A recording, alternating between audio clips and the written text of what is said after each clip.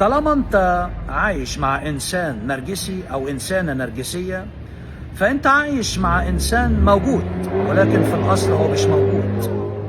انسان بالجسد موجود معاك ولكن هو في مكان تاني خالص. عاشق لذاته، محب لنفسه، بيحب اي حاجة خاصة لنفسه.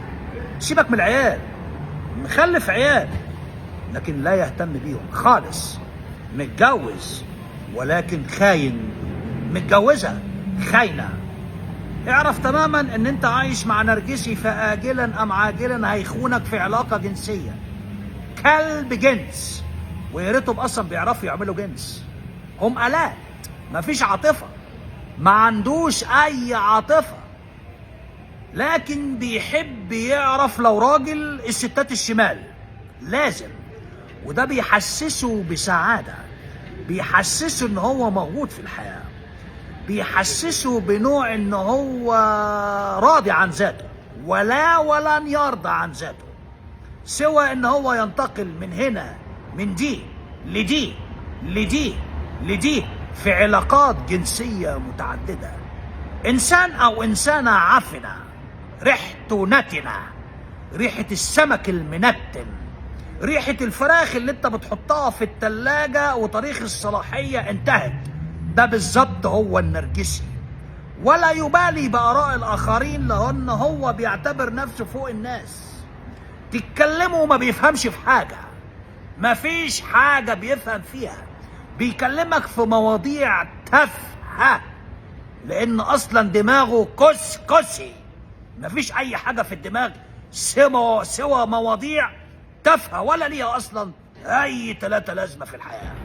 طالما أنت في علاقة مع نرجسي أو نرجسية، فلازم تعرف إن هذه العلاقة يوم ما هتنتهي، آجلا أم عاجلا هتنتهي، لأن أنت بتتعامل مع حد لابس 24 ساعة قناع من الغش والخداع.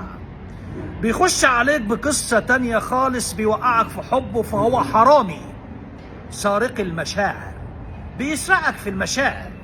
وهو خلي بالك حرامي بمعنى كلمة نصاب. مشهورين جدا بان ايديهم طويلة، يخش اي مكان يحط ويسرق اي حاجة موجودة، لان بيعتبر في مستوى تفكيره ان هو ده تبعه، هو بيمتلكه. انت ليه تمتلك دوت؟ فليه الحق؟ بيعتبر كده ان ده ليه الحق ان ياخد اي حاجة منك واي حاجة من الغير وينسبها لنفسه. انسان زبالة، مصلحتي رقم واحد، عايش لذاته والنفسه والاخرين مش موجودين، لا يعتبر ان الاخرين موجودين. شهواني، كلاب جنس، ويا ريت اصلا بيعرفوا يعملوه. آلات، مفيش مشاعر. اي نرجسي او نرجسية بيوصل لك وسهل جدا تعمل معاه جنس، لان بيعتبر ان الجنس دوت نوع من السيطرة. يسيطر عليك، يسيطر على عقلك، بيسيطر على جسمك، عشان هدفه ان ياخد فلوسك، يسحب منك فلوس، يسحب منك كل حاجة بتمتلكها.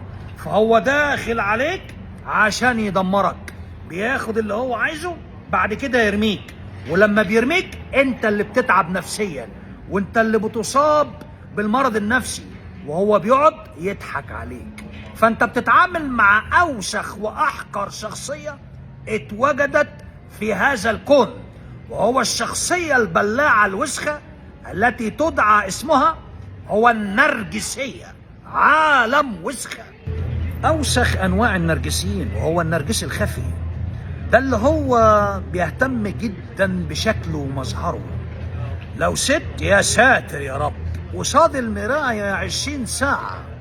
الملقاط والفتلة اخوها التوأم، تهتم جدا بشكلها ومنظرها، لان ده هو ادوات النصب بتاعتها، ده اللي بتجيب بيه الزباين، ده اللي هي بتشد انتباه الناس ليها وتعمل علاقة معاك. لما انت تخش دماغها فلازم يكون معاك الأبيك، لازم يكون معاك الفلوس، هتنام لك، لان هي بتجيب الناس عشان الجنس، ما عندهاش اي مشكلة. انها تعمل علاقة جنسية مع اي حد طالما انت بتدفع يا بندق، فانت طبعا اهلا بيك وسهلا. فهي عاهرة بتتعرف على الناس عشان الفلوس مش اكتر. تهتم جدا بشكلها الخارجي وسط الناس، بتدي الشكل الملائكي.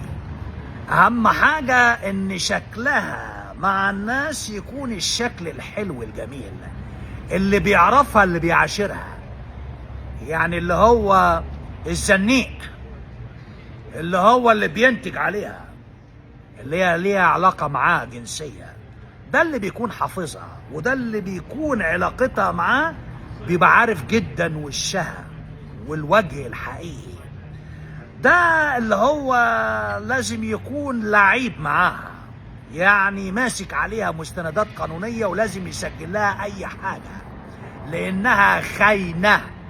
النوع ده من نرجسيات السيدات ده اللي هو يقضي عليك ويجيبك المحاكم إن شاء الله.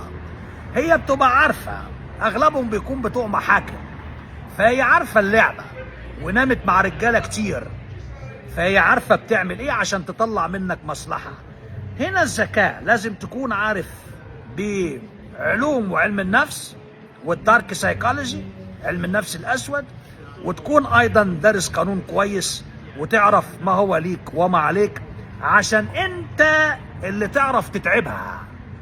بتخاف جدا هي من الإنسان القوي. النرجسي عموما ضعيف، إنسان وسخ ضعيف جدا الشخصية، فبيخاف من الإنسان القوي. فأنت اللي تلعب بيها مش هي اللي تلعب بيك، وبعد كده ما تديهاش اللي هي عايزاها. لما ترميها بترميها بمزاج، بترميها بفن، بترميها بحرفنة، وبعد كده بتقول لها يلا يا بت امشي من هنا عند امك. ده في حالة كمان ان هي هتشتمك، هتهزقك، هتقل من شأنك. النرجسي الخفي عنيدة، شخصية عنيدة، او النرجسي الخفي راجل شخصية عنيدة جدا. والستات النرجسيات اللي هم الخفي ده عنيدة جدا جدا. اوسخ نوع ممكن تتعامل معاه في حياتك هو النرجسي الخفي. شخصية لا ولن انك تعيش معاها. انسى انسى. دول اللي هم بيجي لهم امراض وفيروسات نتيجة كثرة العلاقات الجنسية. مش بس كده، لا، ده ممكن كمان تسمح لنفسها، او هو لما تقعد تتكلم معاه يقول لك حكاويك جنسية، قصته مع النسوان في الجنس. ممكن تبقى مراته ويحكي لها حكاياته مع الجنس وحكاياته مع النسوان. ده مش بس كده، لو ست بتحب تسمع الراجل اللي هو متعدد العلاقات الجنسية ويحكي لها، وده طريقة انك تجيب النرجسية انك بيثاروا جنسيا. فأي ست جنسية لما الراجل يقول لها حكاويك جنسية تعرف ان في علاقة جنسية معاهم، ولا تبالي ان هو من كتر علاقاته الجنسية او من كثرة علاقاتها الجنسية انه عنده مرض وعنده فيروس. ودول اللي بيصابوا بالامراض الجنسية اللي هم النرجسيين، بيتنقل لهم مرض معاهم، وانت اصلا بتبقى معاها وهي بتنام معاه، وانت بتبقى معاه وهو بينام مع نسوان تانية. بقول لك عالم وسخة ما تلعش من رجلك، مقاس 45 دال.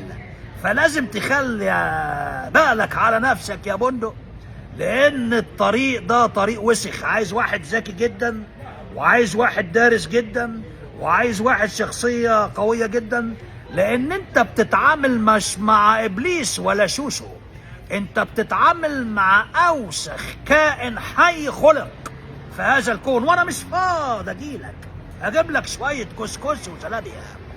اشكركم، معكم بروفيسور كرمانيس، استاذ اللغه الانجليزيه في الولايات المتحده الامريكيه. ونتذكر دائما knowledge is power، المعرفه قوه. ثانك يو، باي باي.